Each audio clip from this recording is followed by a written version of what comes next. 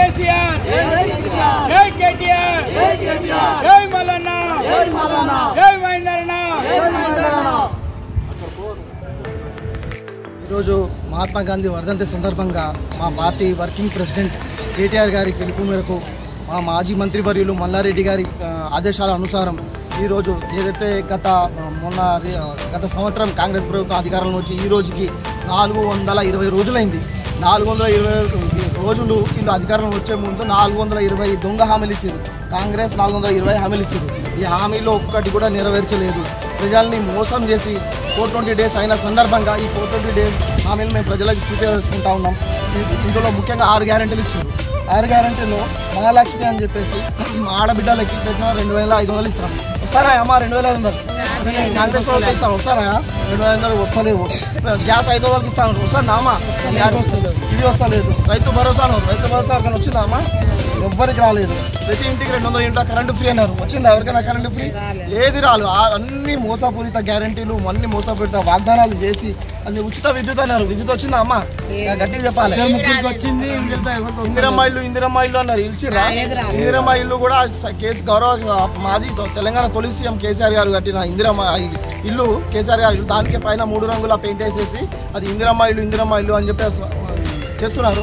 అవి కూడా అంటే కట్టి రెడీ పెట్టినవి కూడా ఇవన్నీ కూడా వాళ్ళకి ఇదే తెలియదు ఇంతవరకు.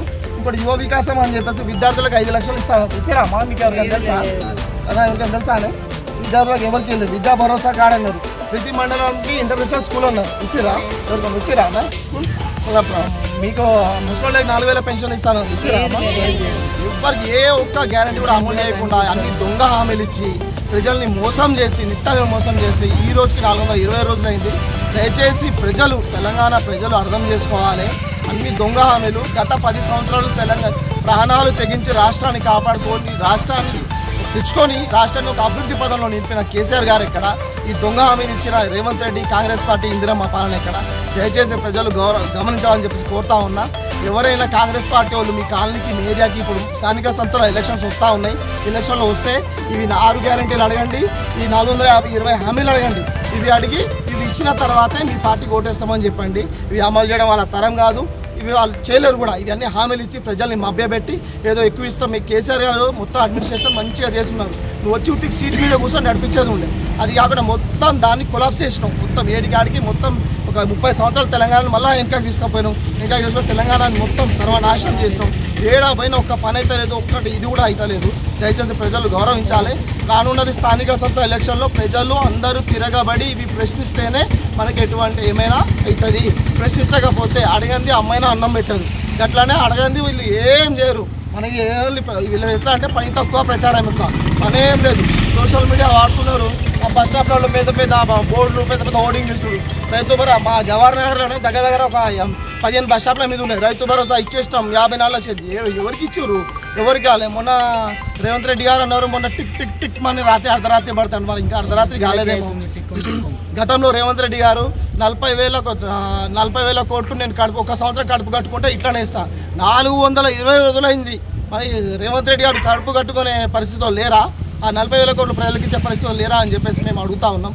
దయచేసి ప్రజలు ఆలోచన చేయాలని చెప్పేసి కోరుతా ఉన్నాం. జై తెలంగాణ, జై కేసీఆర్, జై మల్లారెడ్డి.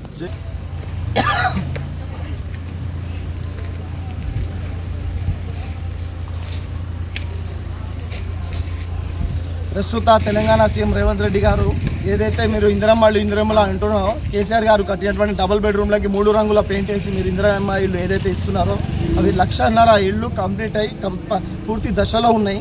ఏదో చిన్నమైన కరెంటు సమస్యలు, చిన్నమైన కరెంట్ పనులు తప్ప మిగతా అంతా కంప్లీట్ అయినాయి. అవి రెడీ అయినవి కూడా ఇవ్వడానికి మీరు ఎందుకు లేట్ చేస్తున్నారు? ఆ సర్వే, కులగణన సర్వే, ఇంటింటి సర్వే, ఆ సర్వే, ఈ సర్వే, మళ్ళీ ఇంకోటి 6 గ్యారెంటీల సర్వే అని చెప్పేసి ఇట్లా ఈరోజు మనం హోటల్లో ఒక చిన్న హోటల్లో పోయి ఛాయ్ తాగినా కానీ 10 రూపాయలు గూగుల్ పే చేసే పరిస్థితి ఆన్లైన్ వాడుతున్నాం.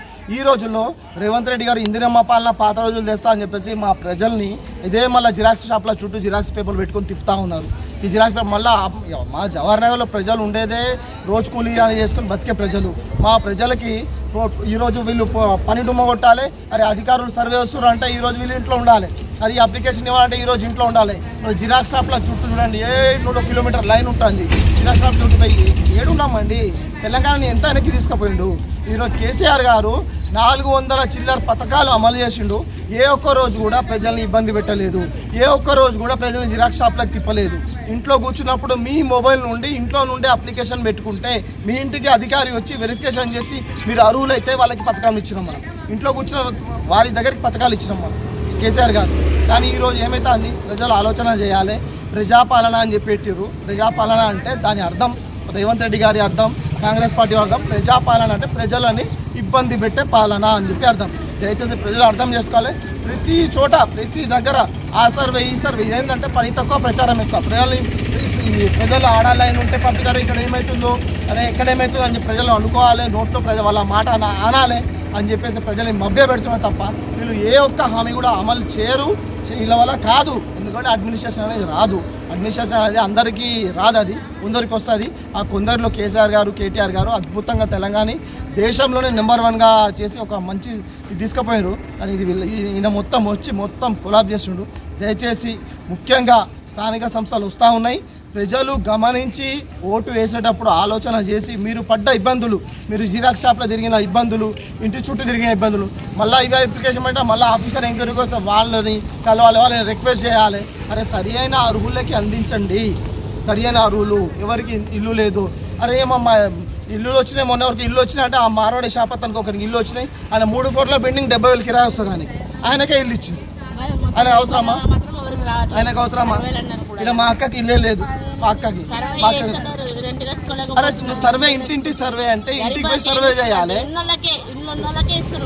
ఈ సర్వే కూడా నువ్వు ఒక బస్సులో వచ్చి ఒక కొనాకు కూర్చొని వాళ్ళందరినీ పిలిపించుకొని నువ్వు సర్వే చేస్తున్నావు. అదే సర్వే అంటే నువ్వు ఇంటింటికి పోయి సర్వే చేయాలి. మీ ఆఫీసులో ఇంటింటికి పంపించి సర్వే చేయాలి.